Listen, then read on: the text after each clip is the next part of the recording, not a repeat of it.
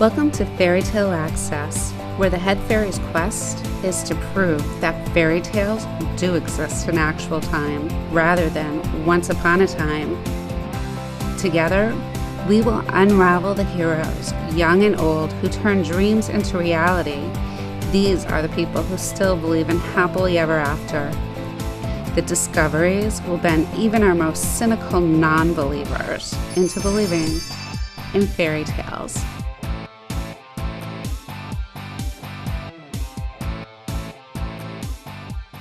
Welcome to Fairy Tale Access. Today, my guests are going to talk to us about the Multiple Sclerosis Society, what it's doing in the community, upcoming challenge walks, and here to discuss it with me are James Derrick and Kevin Lombardi. Thank you for joining me today, gentlemen. Thank you for having us. My pleasure. So, James, I guess we'll start with you. What's your background and how are you familiar with MS? Well, my background is that I was in the insurance business for 28 years, but that's not really what we're here to talk about. My background is that I was diagnosed on November 5th, 2007 with multiple sclerosis. It's a day that I'll never forget. And at that point, after a lot of time and a lot of fear and a lot of difficulty in trying to understand what this disease is, I became determined to become involved with the MS Society and work as a volunteer. Okay. And Kevin, what about you? What's your background? I'm actually a sales and marketing consultant. About 11 years ago, my older brother was diagnosed with MS. And like many of us who have family members with the disease, we really didn't know what to do about it.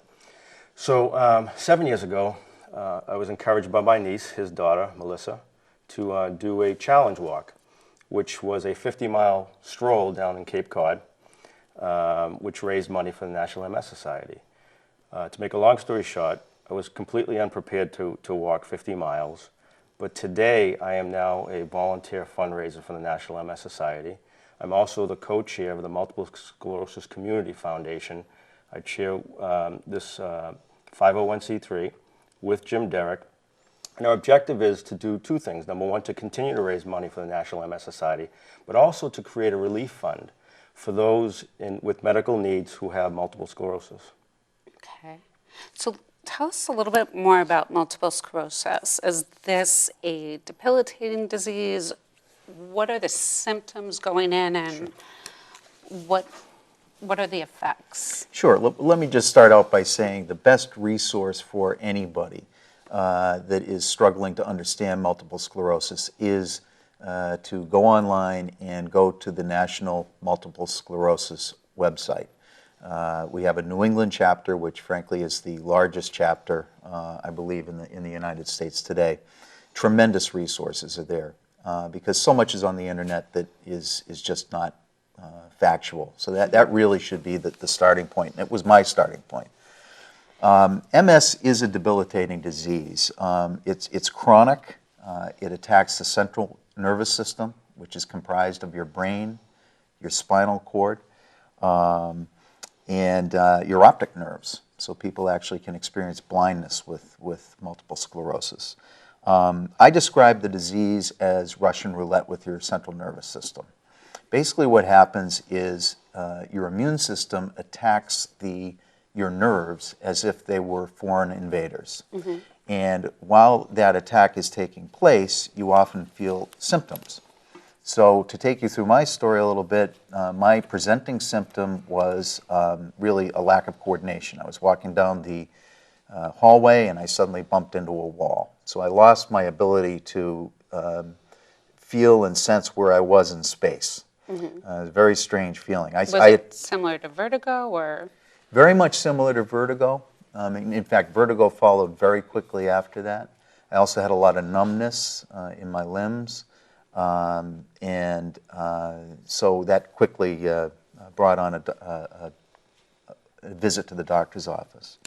So the disease, but it's all, the symptoms are all dependent upon which nerves are attacked, and that's so the symptoms could be different for everybody. Absolutely different for everybody. I have yet to meet one person that has the same multiple sclerosis experience with the disease that I have had. Is there a test? Is there a blood test? Is there a bone, nerve, No, there something? aren't. They're How do they actually, diagnose? it's a difficult disease to diagnose in some, although we've made enormous strides, thanks in large part to the research done by the National MS Society. The way it's diagnosed is typically symptomatically. So I had a triggering event, which brought me into the physician. And in their triage of me, they ruled out inner ear infections and other things, so they set me off for an MRI. Now, when your nerves are attacked, lesions appear. Lesions are scarring. So you have your two nerves and then an electrical pathway, which is surrounded by a coating of what they call myelin. Myelin is a fatty substance. That's where the attacks take place. So if you can just imagine potholes in a road being formed, that's what MS does. So the And attacks that take shows place. up on the MRIs? Yes, they show up on the MRI. So that's the first thing. There were other tests. I had a spinal tap. I had some electrical stimulation tests. But I was quickly diagnosed. I went in at the end of August, and I was diagnosed on November 5th. Is there any treatment for it? There are treatments. There's actually a significant amount of treatments, and more coming out every day. The important thing for people to know is that there is no cure. There is no cure for MS. And I think that's very important to underscore. It is why Kevin and I are here today. It is why we were so thrilled when you offered us this opportunity, because we need to raise money to find a cure for this disease.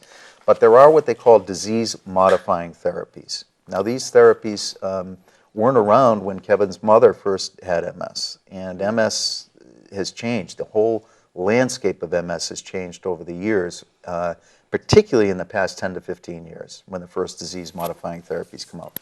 They're largely injectable therapies. What they do is they are largely immunomodulators, so they tamp down the immune system. And I will tell you that I've been on 3 of them because the first 2 didn't work. And while they do decrease the level of disease activity, as I said before, it's not a cure. Okay.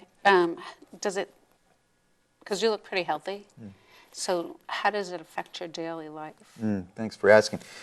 That's a common, not just for me, but many people that have MS are told how great they look. And while that can be a wonderful thing to hear, and I'm never bashful about taking a compliment, it's one of the difficult things. The invisible symptoms of MS are many. For instance, I am blind in my left eye. And people will say, well, gee, how can you be blind in your left eye? Your left eye looks great. My left eye is great. Problem is my optic nerve has been severed in that eye by an attack. I also have bladder problems. I have problems with fatigue, enormous symptoms of fatigue. I had a lot of depression. I have some cognitive impairment. So there are a number of symptoms with me that aren't as apparent in somebody who might be in a wheelchair. They may actually have fewer symptoms than I have. They may just have been. So as the disease progresses, do most patients end up in a wheelchair later? Or can you decrease the amount that you're going to That's a accelerate? very interesting question. And unlike Jim, I don't have the disease. Right. I have the unenviable distinction of having 3 generations of multiple sclerosis in my family. My mother, who passed as a result of complications of MS, my brother, who's currently disabled, and my niece, who has a progressive form of multiple sclerosis. And I don't know if that's the outcome, but that's something that we're not going to let happen. And that's really our mission, is to prevent things like that. And to even think about it right now, it's very difficult for anybody, specifically if you have MS, because this is a fight. And this is a battle that we're going to engage in until we cure the disease. So right now, our objective is really to raise as much money as possible and supplement a number of different areas where we can battle the disease, from a research, from programs that can encourage people to get help, and also really build a community of awareness, because unlike many of the diseases you see out there, this is an orphan disease. It's very difficult for people to even articulate the symptoms because they attack people in such different ways. Right. So our goal really is to kind of help those, surviving, with multiple sclerosis, and really helping them realize is that, we do care. There's a lot of awareness out there, and really to direct, them to areas where they can get some help. Okay, so some of the medications that have been developed for MS are helping people to have more fuller lives as they go about their everyday things. Most Exactly. definitely. Really, so you're still able to go to work and I'm actually on disability. I was in sales, and I'm unable to drive, and I have other issues that keep me out of the work as a salesperson. Fatigue is a big one, and that's very common in people with MS. and it just comes on suddenly. Yes, and it's not the type of fatigue that you might think of or I ever experienced in my life. The best analogy I could give you is that if you had a violent flu, the way you feel the next morning, that's kind of how the fatigue feels. It's very, very debilitating. Then with the community foundation, would you be able to help people like Jim afford some of those medications because they're on disability? Yes. What about other accessories they may need, whether it's walkers or wheelchairs or a cane? Would you be able to? The reason why we created the foundation was because we were raising so much money, and we had to really, both account for it, and we wanted to be able to direct it in different ways. So it's actually a very new, foundation.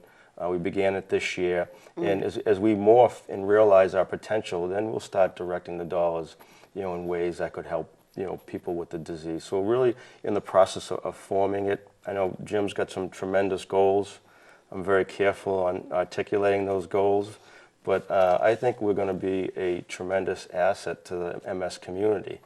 And how that looks, a year from now may differ how it looks today.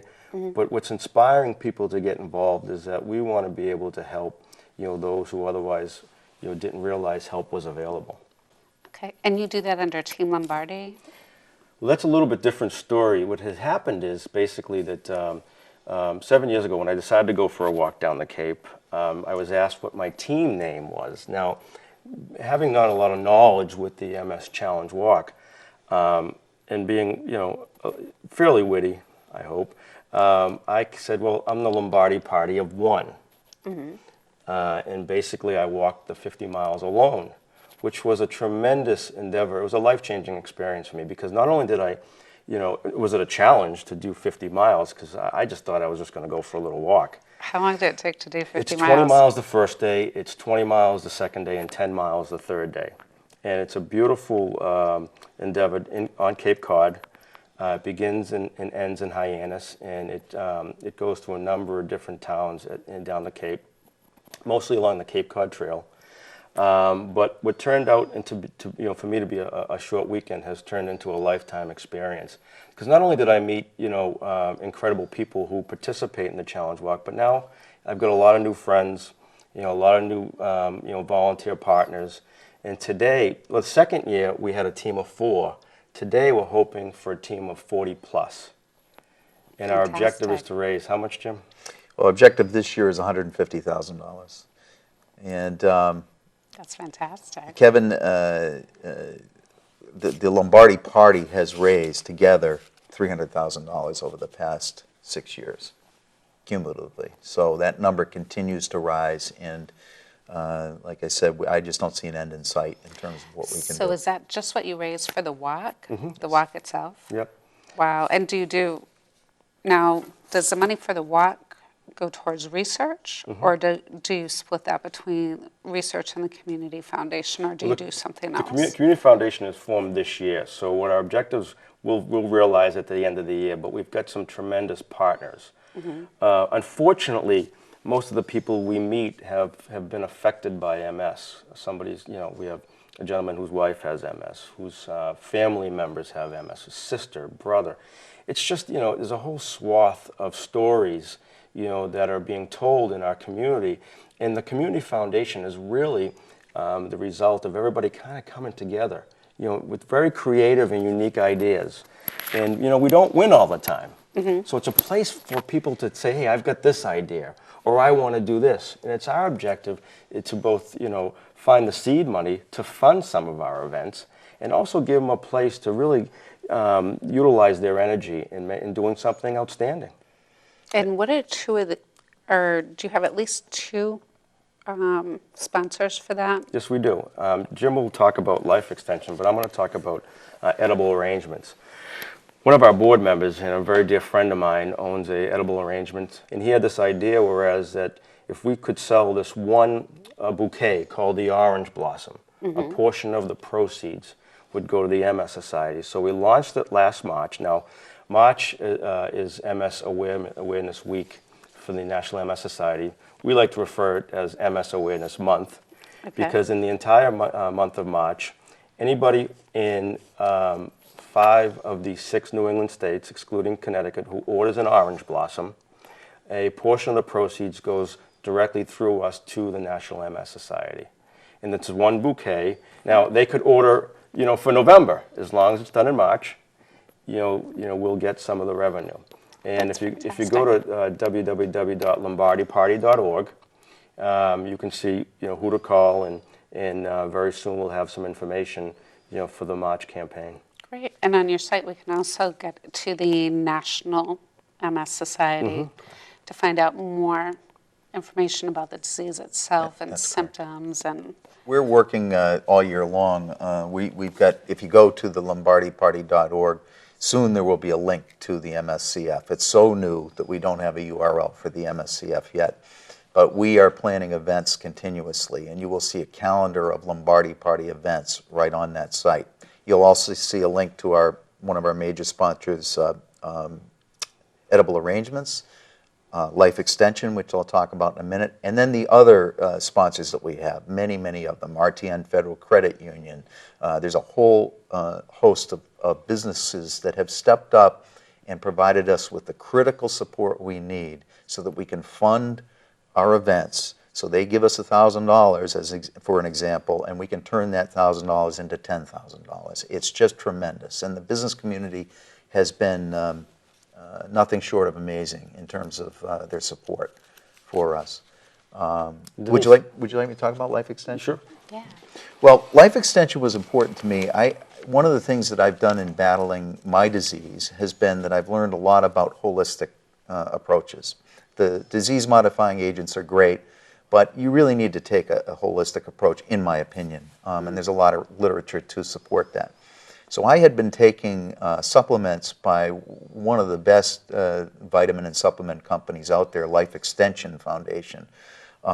They do a tremendous amount of research, for instance, on vitamin D and its impact on preventing MS, as well as its impact in slowing the progression. So that caught my eye.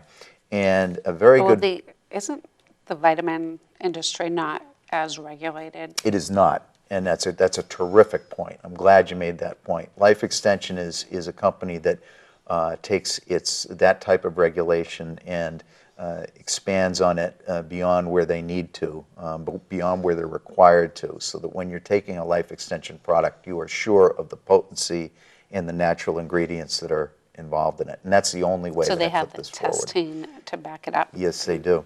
Fantastic. And so a friend of mine down in Rhode Island is a distributor. And you'll be able to get to his link if you go to the lombardiparty.org and click on the Life Extension. You'll be able to get to the link. But 10% of the proceeds of any of your vitamin purchases will be donated back to our efforts. And what's great about that is people are going out and purchasing vitamins every day. And frankly, they're not sure of the quality. So for me, it was a win-win. It's all about creating win-wins, and I think this is a real good one. Great. Do you guys know how many people worldwide have this disease?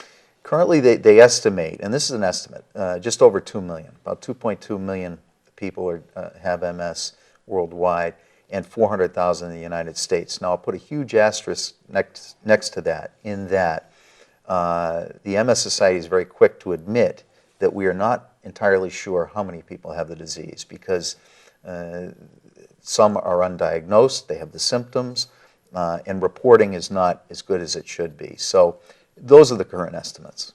Do you know any of the risks that are associated with developing MS? Yeah, the theories out there, and these are theories, it's being researched and researched. There's really some components. First of all, a genetic marker. Now, in Kevin's case, for instance, it might be easy to say, gee, it must be inherited. Well, the fact of the matter is it's not genetically directly transferred. That is not the current theory. But a genetic marker, say within Kevin's family as an example, or within my family that just hasn't expressed itself yet, is there.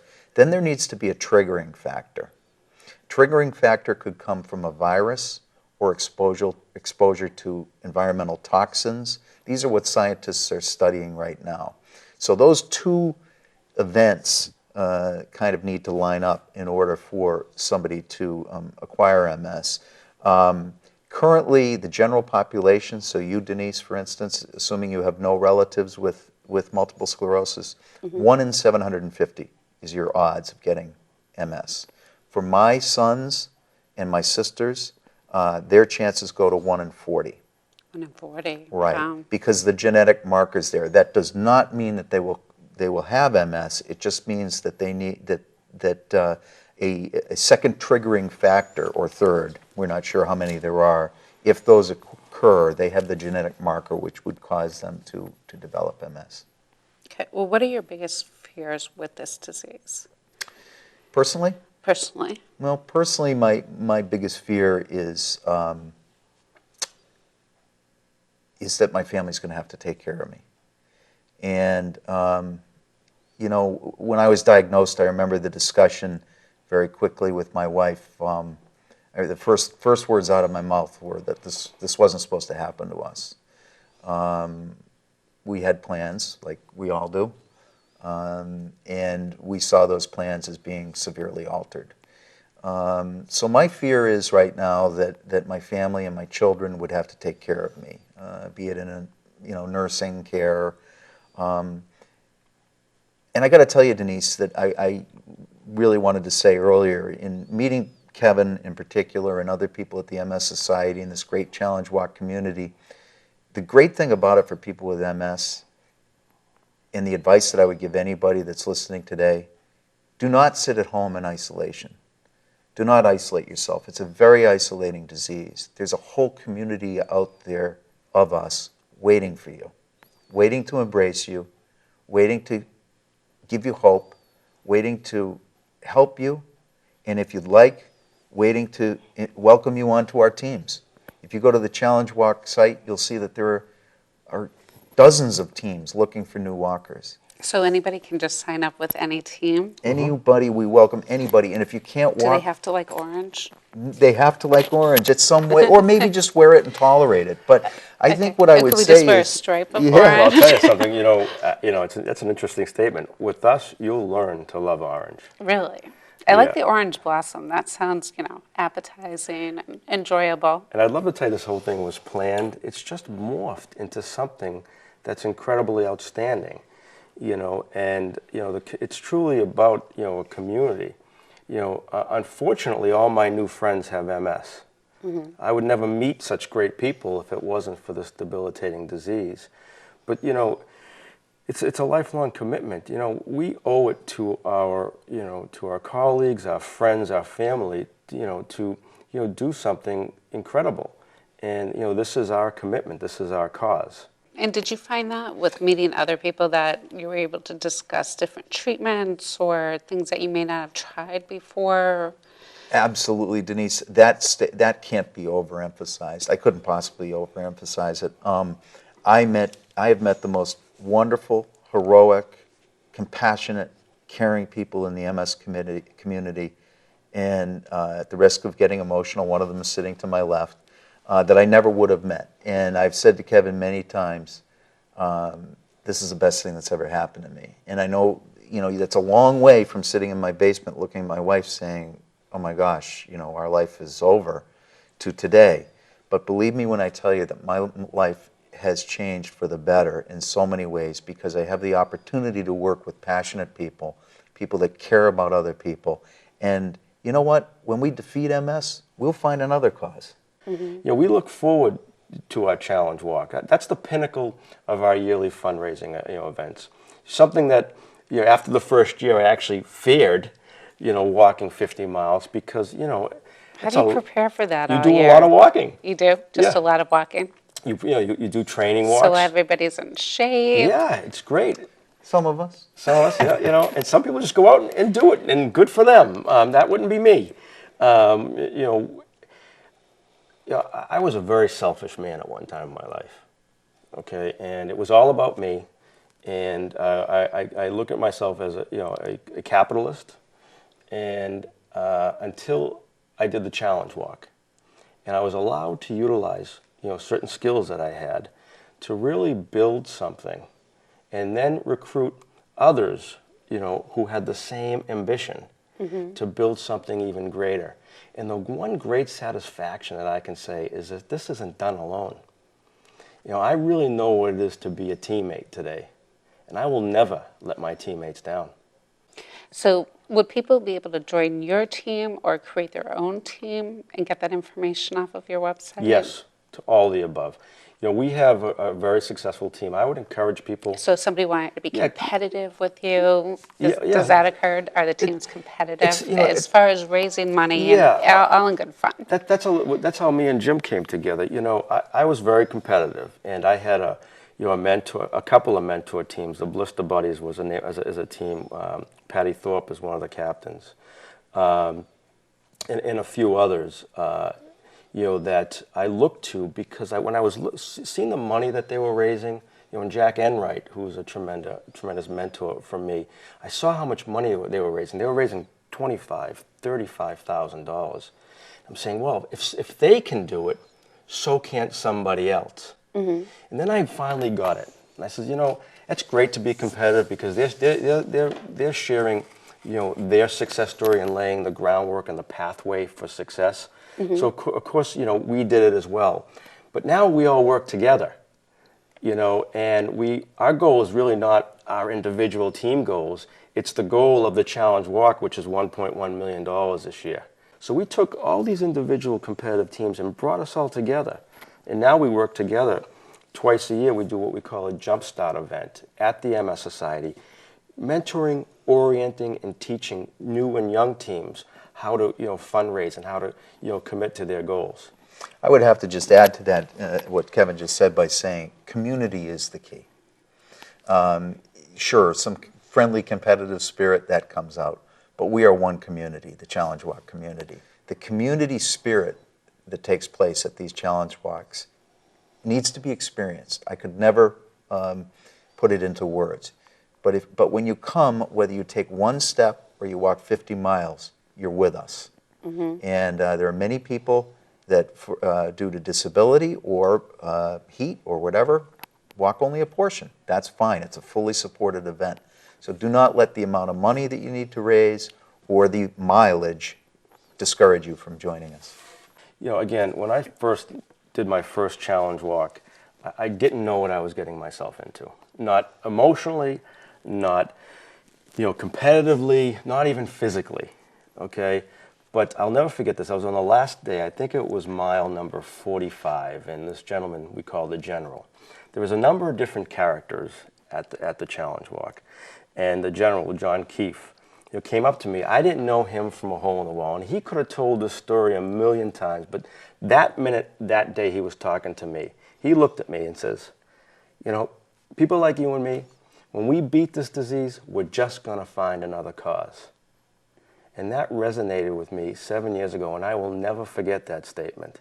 That's a statement that changed my life. And you have a number of different activities besides the walk that you do all year that people could also be involved in, right? Do you have examples of some of those? We do. I mean, on March 2nd, check that date, Kevin. March 2nd is the climb event, which is we are climbing the John Hancock Tower. The MS Society sponsors that. There's a number of teams. Our team this year is called the Chili Head Climbers.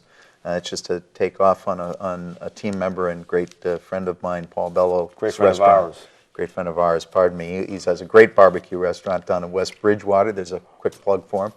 But we are climbing that. We have pub crawl next weekend. There's a whole host of events that when you go to our calendar on our website, you'll see. We do those events independently now because we've grown, to support and raise money in addition to the commitment that a walker has to do the walk. When you in the MS Society sponsors a whole plethora of events and single day walks. They have the MS bike. They have they have the Muck Fest coming up, which I haven't participated in yet, which is it'd be interesting to watch. Absolutely. So I would encourage you to go on to the Greater New England National MS Society site, or go on to lombardiparty.org, and contact me or Jim, and we'll be able to to talk you through, and help you get involved. I think I'd just like to offer you, Denise, I think you already have one, an MS bracelet, which we have. And, these medals, a lot of people say, oh, yeah, another trophy. I know my kid has tons of these. My son's from playing baseball. But they mean a lot to me. They mean a lot to me because every year that I get one of these medals, I know that I crossed the finish line. And it's been harder each year, but I intend to cross that finish line somehow, some way, for as long as I possibly can. So I keep these right on my nightstand as a reminder every day and as a motivation that, as Kevin said, it's my responsibility to get up today and to make a difference in someone else's life who's impacted by this disease. So Kevin, can you give us the dates of the events coming up? Sure. MS Awareness Week is from March 11th through the 17th, coming up next month. And the walk is September 7th and 8th down at Cape Cod with an optional 50-mile walk that'll begin on September the 6th. So if you're into walking, or you know somebody with MS, or you're just interested in helping out, this may be just the place for you. So check out the Lombardi website, and we'll be right back with more members of the MS Society and their steering committee, and getting just a little bit more information. So stay with us. We're on Cape Cod at the MS Challenge Walk. This is the Cape Cod Challenge Walk. I'm walking to hopefully find a cure for MS. MS is really a family disease. I couldn't fight it alone. We're doing it to get my mom to be able to walk again. My sister Paige was diagnosed in '97, and so I saw this event, participated in the first one, and they can't get rid of me now. You're doing it for the people you love who have MS. You're showing them support. See my sister and my dad suffer. Grew up with my grandmother suffering, can't do the things other people can do. I picked my dad up off the ground. There's a lot of pressure on the family. There's a cloud hanging over the head. Even when you're doing well and you're feeling well, it's still hanging out there. 2004, we signed up for our first MS Challenge Walk, and we were joined by my brother-in-law Dave and my sister-in-law Sandy, and they've been with us on this journey ever since. It gets a little harder for me each year, but I love coming back because I feel like this is my weekend where I'm not the minority and I don't stand out as being different, and we get to laugh and kind of make fun of the stuff that we go through and living with MS, and it's like a big family reunion. Why are you here walking? For you. For me. And you? For me as well? Anybody else? Evie, Boy Tom? Uncle Tommy, Mommy's team. Well, I'm lucky, aren't I? Family came together, my friends came together. You realize what wonderful support you have. Being the care partner is a new part of my life that I never expected to have to go through. It sometimes gets quite difficult, but when we come to something like this, that reinvigorates me and gets me for another year to go on. You see people out here in wheelchairs, people with crutches. They can't walk 50 miles. MS stops people from moving. I am attempting to wheel 49 miles of the 50-mile challenge walk this weekend. It's also very inspiring, as much as we might have aches and pains, I've got blisters, but I look around and I see people who are doing this and they're smiling and they're in a wheelchair. We have to find a cure, and this is my way of kicking MS in the face, saying you're not gonna take me. You don't get my happy spirit. There's no fear, because if you need to stop, you stop and somebody takes you to the next spot. It's not just walking on a boring track. You're really out in the middle of beautiful country, beautiful towns, and it keeps it really interesting and fun. It's awesome. It's probably something that you won't get it until you come and you participate, and then it just gives you an emotional boost that carries you through the next year. Please join us. We can't explain to you how great it is. You'd have to experience it yourself to really get the true meaning of it. If you're considering doing this walk, stop considering and just do it. People like this are counting on you. Explore the challenge on September 7 and 8. Visit mschallengewalkcapecod.org today. Welcome back to Fairy Tale Access. I now have Marisa and Ken from the MS Society, and they're going to talk about being on the crew and what that is like. Have both of you ever walked before, or? Marisa? Well, my first year I started was when I found out I had MS, and I looked up about, just information about MS, and I found this walk, and I don't know what I was thinking that I can walk 50 miles. So I started training, and it was coming closer, and my leg started bothering me, and I had a hard time walking. So I called him up, and I said, well, I can't really walk 50 miles. I can barely walk across the room. Is there anything else I could do? And they told me, well, you can crew if you'd like. It's a 3-day volunteer type thing. I said, okay, I'll do that. So they set me up. I do the big top tent, which is the main event every night. And I fell in love with it. I fell in love with crewing. And I've been doing it since 2003. And that's my thing. Great, and it's another great way to be involved in this walk, especially if the 50 miles seems like it'll be a daunting task. Yes. Which it would be a daunting task for most normal people who don't exercise every day all year long. But what about you, Ken? Did you do the walk? I have. I am something of a late learner or slow learner. My mother was diagnosed with MS in 1990 when she was 43 years old. Mm-hmm. And 15 years later, I was a high school teacher, and the guidance counselor came to me and said, Ken, I'm doing this thing called MS Challenge Walk. Would you donate to me? And I said, sure. And about 2 months later, I thought, wait a minute, my mom has MS. Why am I just writing a check? I should be out on the route with this coworker of mine.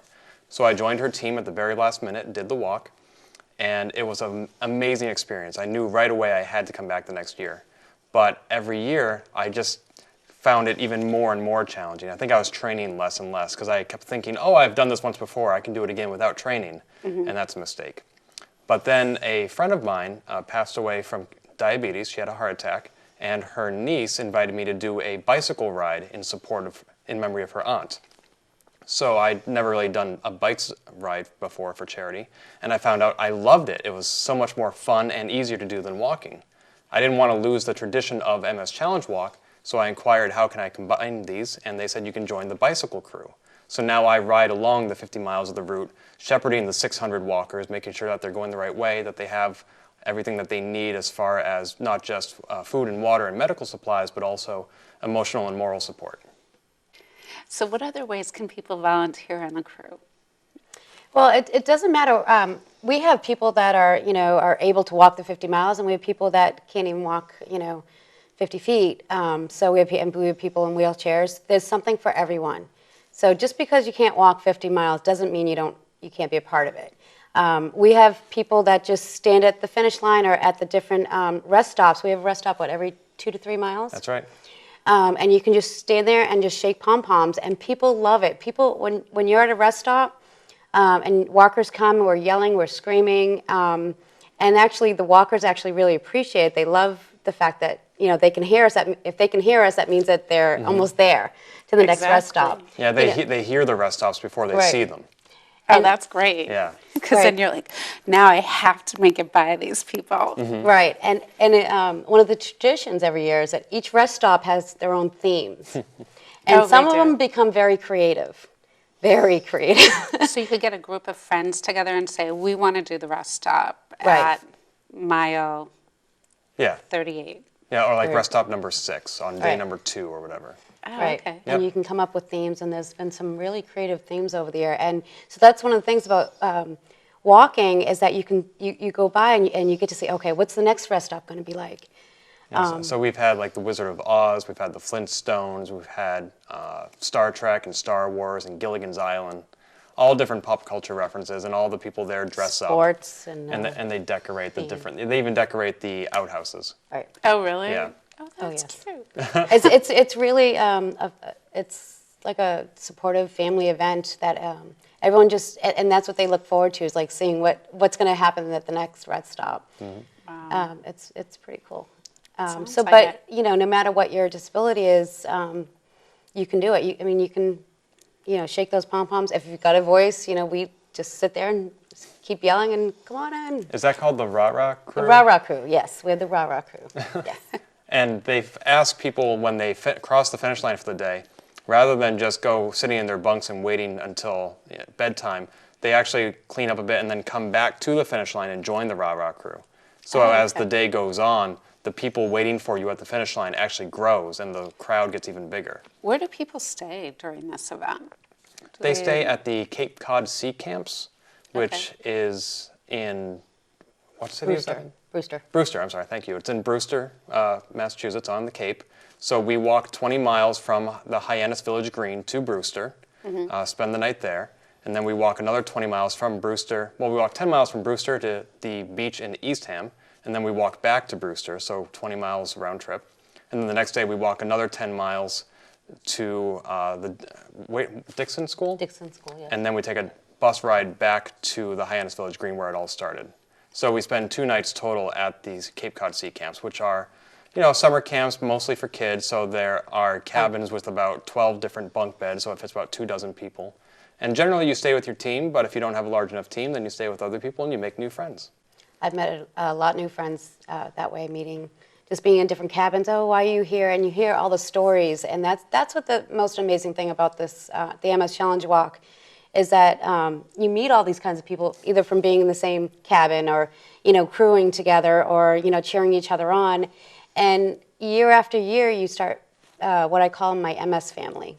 They do it, and the longer you've been there, you do get that family feeling because each year you come back and you're like, oh my, and it's like a reunion every year. So do people eat meals there all day too, or? Yes, we have, well, the people that are on the route, will send the sandwiches and lunches and things out. There's a lunch stop for the walkers. Then when they come back, we have a dining hall, which is basically the same thing, like a kids camp. Or a cafeteria type style. So we have breakfast there early, and breakfast starts at, 5 o'clock? Yes, far too early, death o'clock. Do you all have to start at the same time, or? Yeah, there's a Jeep that goes around, and it plays U2's It's a Wonderful Day at the top of its speakers, and wakes everybody up at 5 a.m. And she has a bullhorn also that wakes us up. So on the Friday, the kickoff of the event, we all start at the same exact time, which is 8 o'clock or 8:30. And then on Saturday and Sunday, they say, the route opens at 7 o'clock. You need to be out of the camps by 8 o'clock. For the walkers, right? Right. And it may be a little different this year. Like camp and military training combined. Stretching exercises before you start. They do that on Friday. Yep. And probably this year, since we'll have some folks doing the walk just 2 days, I think there's going to be an official kickoff ceremony Saturday morning as well. Yes. So we'll likely start all together Saturday as well and have stretching exercises then as well. Wow. So does the crew usually have to raise funds too, or how does that work? Yep, that's one of the things about also, because when you're a walker, you have to raise $1,500. As a crew member, you don't need to raise any money, but we do. We want to, because this is something that's dear to us, so we just want to be a part of it and give back to it. So Mama Hen has us doing, $200, and we become a super crew. And we've raised, crew just itself raises... About $30,000 a year. From the crew? Yeah. Wow. Just from the crew, and we don't have to. Wow, and how many people are on the crew usually? What's the range? A few hundred? Between 100 and 200. I know that's quite a range, but it's... Wow, and how many people are walking each year? Between 500 and 600. Yeah. Wow. Yeah, so, when you include all the support staff and the masseuses and stuff like that, it's probably about 1,000 people who are participating in this event. Masseuses? Massage therapists. therapy. It might be encouraging to come walk. Yes, we do have massage therapists who donate their time, and they await you at the finish line to give you a 10 to 15 minute massage for free. And you're encouraged to tip your massage therapist, but then they just donate the tips right back to the MS Society. Nice. And they do have masseuses at certain rest stops along the walk also, because if someone has a cramp or, they trip or something happens, they're there to help you out too. So what sort of support does the National MS Society give you in training or fundraising? And, what other support do they give you on the trail? They give a lot of support leading up to the event as far as training goes. They have coordinated training walks throughout the year. You don't need to raise any money for them. You just go and meet some of your fellow walkers prior to the 50-mile event. And these can be held in up in Littleton, I think, or along the Nashua River Rail Trail. And they've had some throughout the region. They also have one-day walks, which are fundraisers. They had those in Laconia, in Worcester, and those are fundraiser events unto themselves with a registration fee and a suggested fundraising minimum. But if you are registered for the MS Challenge Walk, you can do the one-day walks for free. So it becomes like a training opportunity. Nice. So what are some of your most memorable moments? I think the people that you see and that you meet along the trail create those memorable moments. There are so many colorful individuals. Marisa mentioned Mama Hen, who is one of the lead employees at the MS Society who runs this event. Runs the volunteers. Volunteer coordinator? Yes. Okay.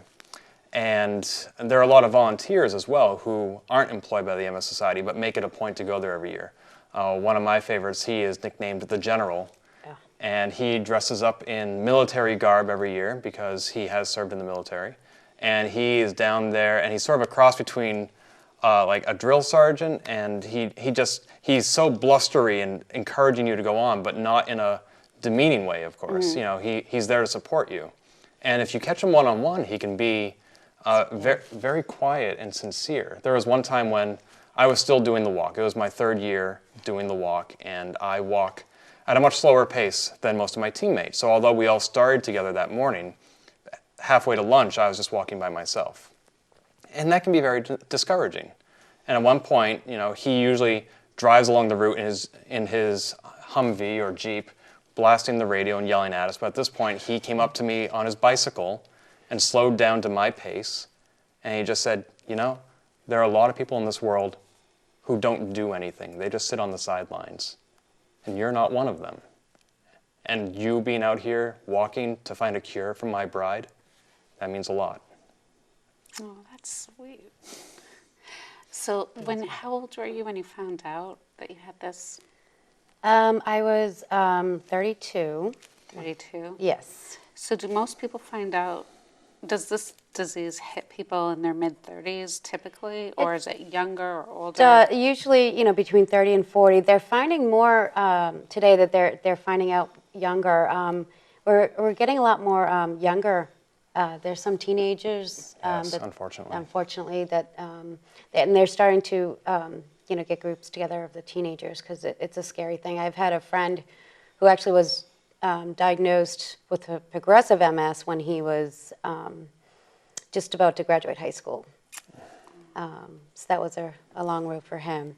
But, you know, but generally it's between 30 and 40. So what are some of the things you do all year to keep up with this? To deal with, you know, the symptoms that you're having with MS, but to also get in shape for this, you know, 50-mile walk, whether you're volunteering on the sidelines or walking, you're still standing all day long, cheering those people on. That takes a lot of energy. Because the crew have to be up before the walkers are out. And we have to, and we don't finish when they're and they walk 20 miles. I mean, so they get the, you know, they can rest. I mean, it's 20 miles. But we don't stop. I mean, we can't stop at least until the last walker's in. So we keep going. And sometimes we have to, you know, my crew, we go through, you know, the evening also because we have the big tent that we got to decorate and get ready and, you know, then pack down and bring back up again the next morning. And so it is a lot of work. It is a lot of energy. Usually I have to take the Monday off after because I'm just completely fatigued by the end of the weekend. But I think it's the excitement of the weekend that keeps my adrenaline going, and I keep going and I just keep going. But by Monday when it's all done, which is sometimes when it's your first time, my first year there, I remember it was the end, and they did the final speech, the closing ceremonies, and everyone just started disappearing and going home. And I'm like, it's over? What do you mean it's over? It's such a letdown when it was. It's like because you feel like such a part of a family, and it's amazing, and then all of a sudden it's over, and then you have to wait a whole nother year for it to come again. That's how exciting it is. It's just something to look forward to every year. But to get ready for it, yeah, there's a lot of training. Some people don't train. Some people just do it. They should train. I know. I've known a couple, and that's why they end up in the medical tent, or stopped, or even brought back in. Should just start out there. I mean, we give them all this advice, and they don't necessarily listen. Like some people will, on their way down to the Cape that Thursday night before the walk, they'll stop at a shoe store and buy a brand new pair of sneakers that they're ready for the walk. And you're not supposed to do that. These sneakers that you walk 50 miles in are going to be the ones that you've been training in. As you just said, you need to train in them and break them in. Absolutely. And that includes socks also. Yep. You need to break in your socks. You got to get the right kind of socks and the right kind of Really, foot care. I didn't notice it as much with socks. Well, you want to keep your feet dry. So Right. And you want to buy so you special change wicking your socks too. socks. Wicking Right. and is cotton better, or Cotton absorbs moisture, doesn't it? it does? I think so. So you can buy socks of special material like at EMS or REI, and it's just So a should they wicking change material. their socks a couple times along the route? There are different strategies for that. You, as a walker, are given at your lunch stop a bag that you have previously packed that has everything you need to change your shoes or apply whatever medications or salves you need at lunchtime. Deodorant. Right. Some folks pack another pair of sneakers and socks into that bag. And some folks like to take their shoes off, let their feet breathe for 15, 20 minutes, and then get back on the trail. Some folks are concerned that if they take their shoes off, their feet will be so swollen they won't be able to get their shoes back on. I know some folks who don't even stop for lunch. They just grab the sandwich without slowing down and eat it on the trail because they're afraid that if they stop, they'll never start again. So I always take that rest, and I just get back on the trail feeling reinvigorated. But other people, they've tried that and it didn't work for them. It's a personal thing, and you should listen to your body. That's the most important thing, is listening to your body. So if they trained and really tried to walk 10 or 20 miles beforehand, You'll in know- one day they would know what they needed. Right. And well, it's not just the one day, and then you got to do it again the next day because it is a 3-day walk. Right, So but you I might mean, feel okay one if you're day, and then the training- next day you might want to do a back-to-back training. Right. Oh, that's true. That does sound like a long way. But yeah, I meant all year you would be training and then at least do one of those 20-mile walks. So you see what you need at each stop so you have it prepared. And It's hard to exactly replicate the experience of MS Challenge Walk because when you do your training walks, you don't have rest stops every 3 miles. You might have Dunkin' Donuts or Starbucks, but it's a little bit I think you different. could have Dunkin' Donuts every 3 miles. Probably. Yeah, probably around this area, yes. But I'm sorry, go ahead. No, it's just, if you've never done this walk before, it's very hard to know exactly what to expect. This year is the 12th annual MS Challenge Walk Cape Cod, and we've had people who have done it every single year. And for the last 11 years or so, the route really hasn't changed all that much. So they know every twist and turn, every rest stop. They know all the tricks, and they have determined what works best for them and what doesn't. Somebody who's never done it before is just as capable of getting to that finish line, but they're going to have probably a couple surprises along the way. Not because we're trying to surprise them, but just because this is a feat unlike anything most people have ever done in their lives. I know, but it sounds And it sounds kind of scary, but you got to keep in mind we have our bike support, which is constantly going up and down, and they keep an eye on people that are lagging, or if they're limping, they'll call ahead to the next rest stop because there's a medic on every rest stop. There's food, there's water, the sports drinks, and. So what time does the last person usually get back? You start at 5 in the morning-ish. Well, You get out on the... They get out on the trail at 7. 7, And the route does close at a certain hour. At some point, we decide we need everybody to come in. It's getting dark. It's unsafe to be on the trail. And if you haven't made it to the finish line at that point, we will bus you back to the finish line. Same thing with if it's the middle of the day and you just decide my cramps are too bad, I'm too exhausted, I can't make it anymore, they'll bus you back. Or, if you're in between rest stops and you just say, I really need to go, can you just bring me 2 miles to the rest stop and then 2 miles back to where I am right now so I can walk the whole thing? We'll do that for you too. But the last walker usually comes in probably like maybe around 4 o'clock, I would guess. Probably, yeah. Yeah. I think so. And there's some people on that walk that you cannot take off. They are determined to do the 50 miles and don't even think about taking them off because they will, they'll keep going. They just don't listen. They'll just keep going until they get to that finish line because they are extremely determined to finish those 50 miles for their loved ones. And Wow, it's amazing. that's It's very great. inspiring. Some people, that's one of the amazing thing about this walk is there's a lot of inspiring, amazing people there, and that's why I come back. Just, you know, the support. It's like a 3-day support group because everyone's there for the same reason, and everyone there gets it. And that was one of the things when I first got diagnosed. I didn't even know what MS was. I didn't have any friends with MS. I didn't know anyone with MS, and I was like, I felt all alone. And that's when I found the MS, this 50-mile walk. I don't know why I thought I could do it, but but then I got there and I realized I'm not alone. You know, look at all these people, and everyone had their stories, and that was the most inspiring thing to me. And that's why this is my 9th year going back. Wow. This will be my 9th year because it's, you know, because it's my family now. You know, I've gone back to my reunion. Back in September. One of my favorite people on the trail, her name is Marianne. She goes by the nickname Pocahontas. Oh, yes. She has MS, and she takes that very personally, but in a positive way. It means that when she sees 600 walkers going across Cape Cod, she considers every single walker to be there just for her. And she gives every single person a hug, whether it's a real one or a chocolate one. And she says, "Thank you for walking for me. You're doing this for me." And that's so powerful to see hundreds of people doing this thing for you. And so when you have somebody like that on the trail, how can you not go back? I remember a couple years back, we had people that put up signs that say thank you on it. And I can't remember her name, but she was in a wheelchair and she had a sign that said thank you. And, you know, and she would just hug all the walkers. And after they went through that, I see the walkers crying because it was so touched that, you know, that they're doing it for her. They're doing it for all the people that can't do it.